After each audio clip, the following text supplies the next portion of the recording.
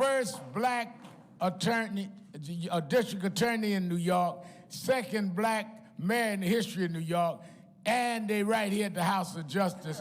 Tell your children they could be whatever they prepare themselves to be. You don't have to wait for anything else. You see the DOJ, they fail. They play games with our lives, but this is not no game.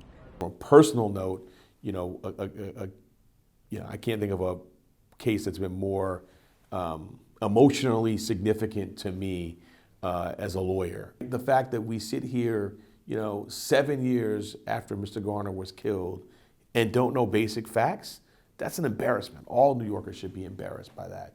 And some people have said, how can you run for district attorney and sue the city? And I said, that's the whole point. The whole point is that safety and fairness are compatible. Indeed, they are inextricably interwoven. So the fight for this information is, interwoven with the gun issues we talked about earlier. We can't make gun cases if the same folks who are on the corner with Mr. Garner, are wary of the police coming to them. And we understand why they're worried, particularly given what happened there and the fact that 7 years later we don't have the information. We've been given the most profound obligation. The state has the power to take away someone's liberty. We are going to use that power judiciously and wisely.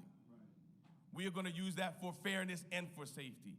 And I think that's where our system should be focused, on cases where people are doing actual harm to people. That's where our prosecutorial resources and our law enforcement resources should be focused, not on the homeless person in the counterfeit bill, not on things that no one's sitting around their kitchen table talking about as a public safety issue. People are sitting around the kitchen table talking about guns and sexual assaults. That's where we need to be focused.